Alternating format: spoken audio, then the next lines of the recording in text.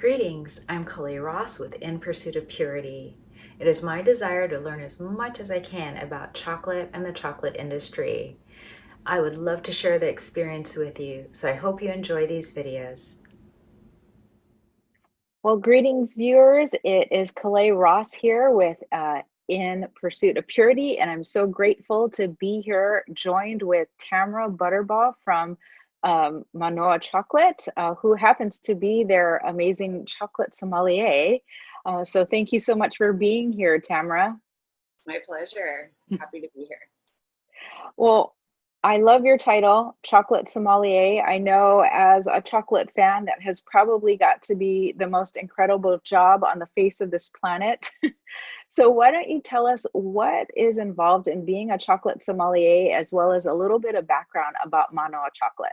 Sure. So, Manoa Chocolate is a bean to bar craft chocolate factory. We're located in Kailua on Oahu. So, it's the Hawaiian Islands, and it's the main island. Well, I shouldn't say the main island, but the most populated island where we have our Honolulu International Airport, the Gathering Island. And so that's where my husband was born and raised.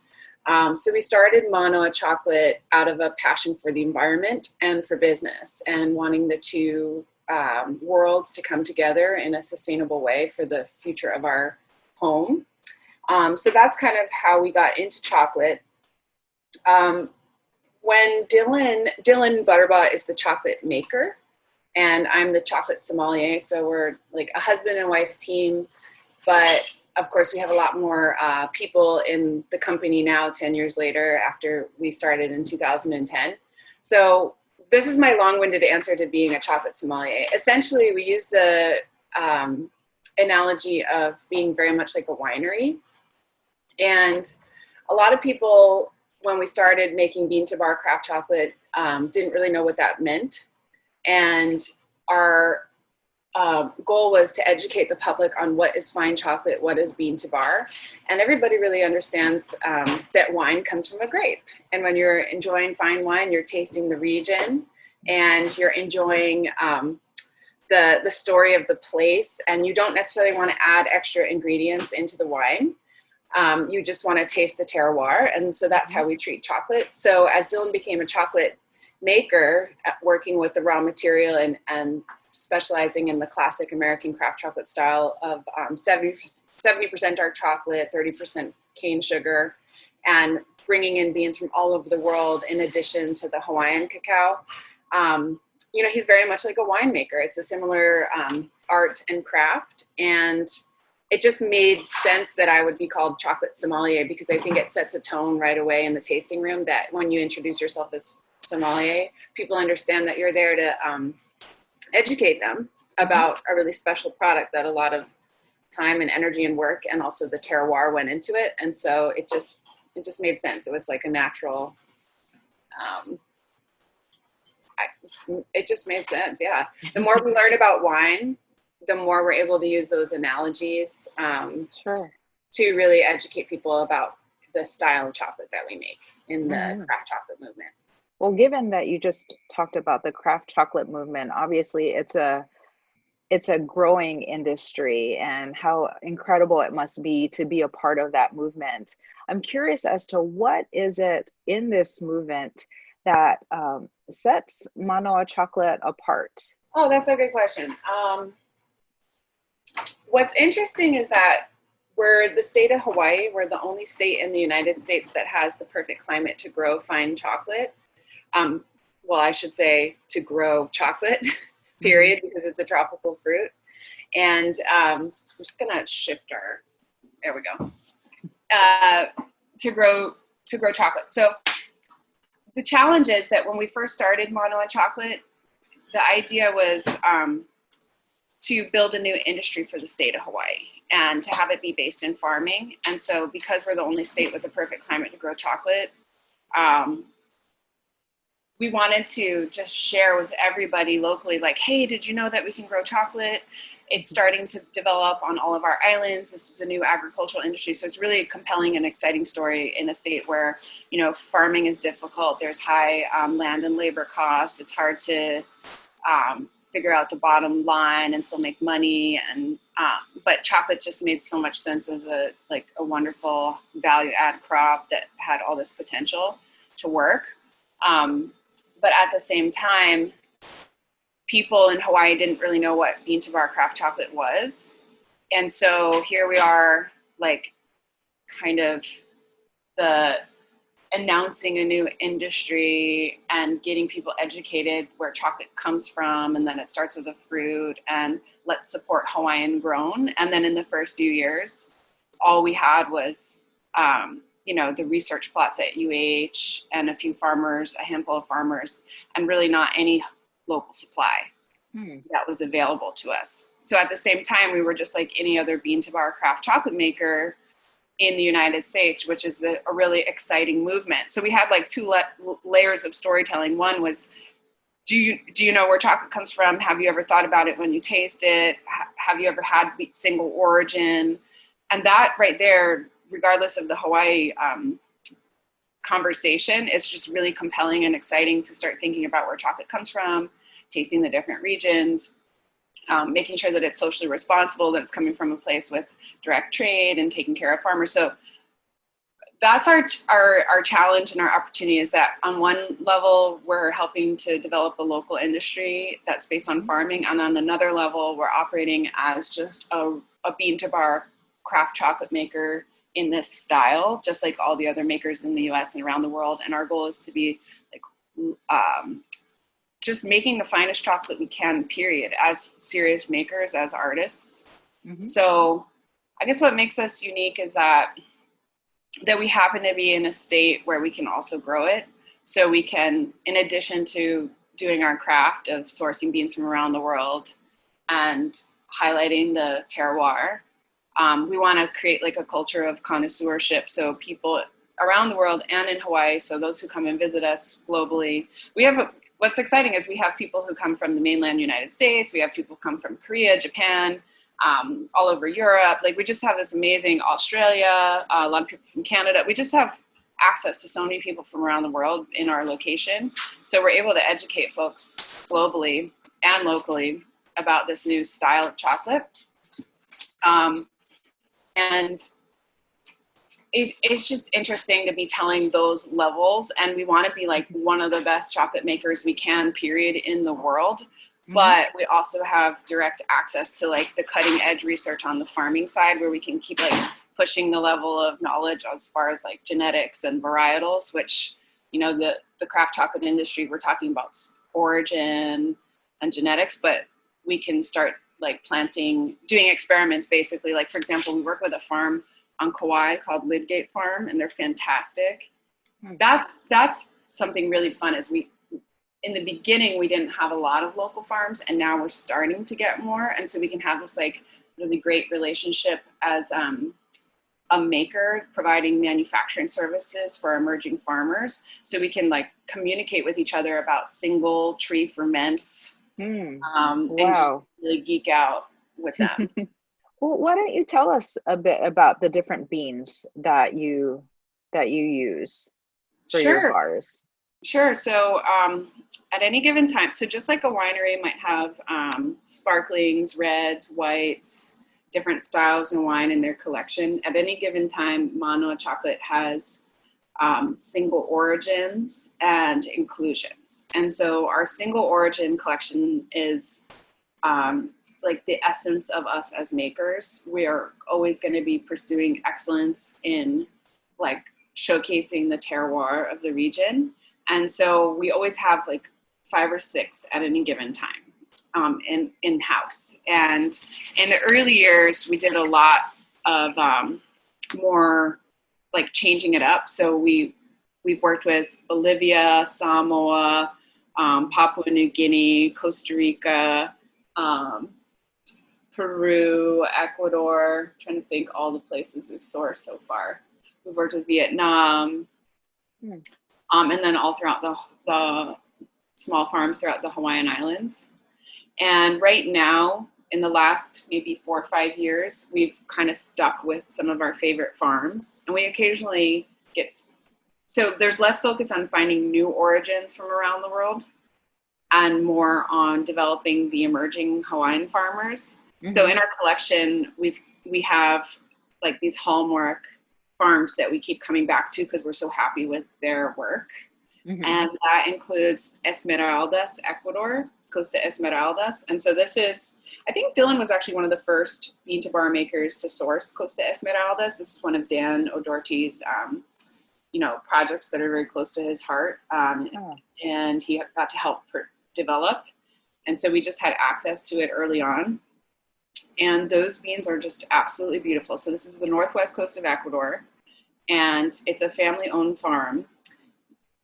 There's a young man, the son, Freddie, understood the potential for fine chocolate and started helping the family kind of position marketing-wise to the bean to bar makers. So they really worked hard on developing their fermentation facility. And the other neat thing is they worked with their university there. Anyway, the Nacional, it's called Neo Nacional. Nacional is the native varietal of this region of Esmeraldas, Ecuador.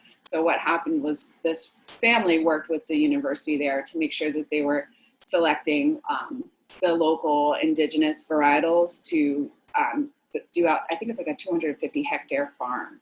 And they took, not only were they like, taking care of the indigenous varietal and making sure that it doesn't go extinct, they were also like building back the wildlife corridor in the rainforest of that region.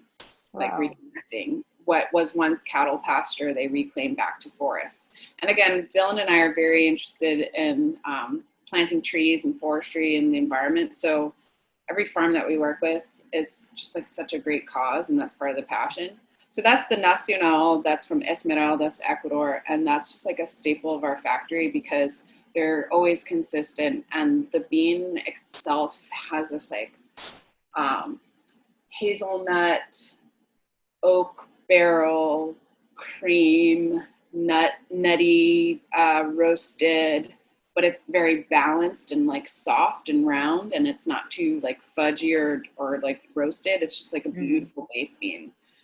So that's Esmeraldas. The other one we work with is Cocoa Kamili Tanzania. And so the Cocoa Kamili Tanzania, that's an organization. I think there's about 4,000 farmers in the Kilimanjaro Valley of, it's at the base of Mount Kilimanjaro. I'm probably not saying this right. Mingbu. Anyway, it's a region. I need to ask them exactly how to pronounce it. But it's the base of Mount Kilimanjaro next to a nature preserve. And this organization does a pickup route for all the small farmers in the region. And then they do the centralized ferment. And they're able to do a beautiful job with developing the flavor and then pass off the high price that they're getting for the beans to the farmers. And that chocolate is a Trinitario predominantly, but if you go to their website, Cocoa Chameleon, and you look at their beans, you can actually see like a scatter plot of all the different genetics that make up their trees. So there's a lot of, there's some Nacional, there's some Criollo, but it's predominantly like a classic Trinitario, which is a cross between essentially the Criollo and the Amelinado, and it's like a perfect blend between the two. And Criollo is sort of like a white bean that's aromatic and doesn't have that same pigmentation and depth of flavor. And then the Amelinado is more like nutty and base tones, and so it's those two come together. So that's the Cocoa Chameleon. Or if it's because of the terroir.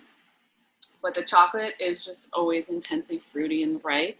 And it's just like such a nice, we always want to have a contrast in our collection. We want to have like base, nutty, cream, oak barrel, in one. And then the next thing we taste is Tanzania, and you're tasting like dried fruit, red, like cherries, tart dried cherries, raspberry tones, like orange, citrus. And that's where, as a chocolate sommelier on the floor, when I'm tasting with people, to have such contrast one after the other, it really like opens everybody's minds, and they're like, okay, she's actually not making this up. They can taste it for themselves. lately that Trinitario from Cocoa Camellia has had a lot of like spicy notes in it. It's really good. Mm. We also work with our Hawaiian chocolate, which is since the beginning, it's always come from Big Island. 5 to 10% of all of our bean sourcing since we've opened in 2010 has been from Hawaii. So not a lot compared to the other chocolates that we source, and that's just because the supply. It's going to take time before we develop the supply, and just our company has scaled and grown, and so we have been increasing the Hawaiian chocolate supply over the last 10 years, but it still remains at like 5 to 10% as our total production has grown. And that's okay. It's great to have Hawaiian chocolate in the context of other regions, to taste and understand the difference and to really appreciate it from a place of knowledge, not just like, Sure. oh, it's because it's Hawaiian. So there is no correct answer to what Hawaiian chocolate is as far as the genetics. Our chocolate has been brought to our state from all over the world since like the 1800s. So it's not native or indigenous to the islands, even though we have the climate to grow it. There was a botanist that brought, an original cacao. I think it was like a criollo type, which is like the aromatic sort of whiter bean and has like this groovy texture. And then what happened was Dole and like Hershey's and perhaps one other company like Mars, for example, collaborated in the probably 80s and brought in genetics from all over the world and did some research. And so now what's circulating in the islands is a genetic mix of everything. We'll have a little bit from Africa. We have a little bit of like the Forastero, a little bit of the Amelinado. We've got stuff from the Philippines. We got stuff from South America. And so we just have this like really interesting mix, and there's technically no name for it. So that, as you say that is so characteristic of Hawaii, I know. the melting pot, right? It's really true. It's such a great analogy for just like our population. That's just how it is. As far as our cuisine and just like our culture as a state, it's just everything mixed. Right. And that's part of our identity. So the same is true for our chocolate. So back to our collection of single origins, the Hawaiian chocolate is just all kind mixed from Big Island. And it's really good. The flavor profile. So again, we don't know, is it the terroir or is it the genetic makeup that's influencing the flavor? That's where more research can come down the pike as we, I really do believe Hawaii will become like what California is for enology, like the study of wine grapes and viticulture. Eventually we'll have people come to the state here, our system, to like further bring along the chocolate industry, like the fine chocolate industry. Okay, so I think we covered Ecuador, Tanzania, Big Island, and we have the last one that we've been sourcing a lot is Dominican Republic. I'm not sure what genetics that is. It's a wonderful nature preserve. That's like our darker, deep roasted tones, earthy notes. And then, I'm curious. I have to go back to what genetics they have at the Dominican site. It's probably a mix. Zorzal Cacao is the name of the organization, and it's a wonderful nature preserve there. And then we also work with Ucayali River Basin in Peru, and that also is a unique genetic makeup.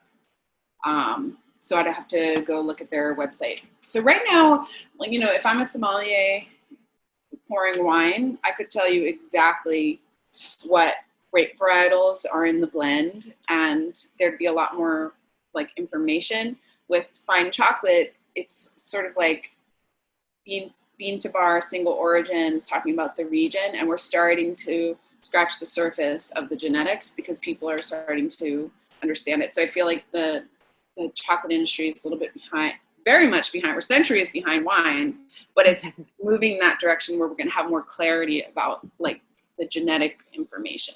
Well, given the amazing variety of beans that you folks use for your chocolates, do you have a particular favorite or favorites? Yes. No. It's hard to say. People ask me that all the time. it's like saying which region of the world makes the finest wine. And it kind of just depends on your mood and what you're eating. Sure. And that's how I feel about our collection.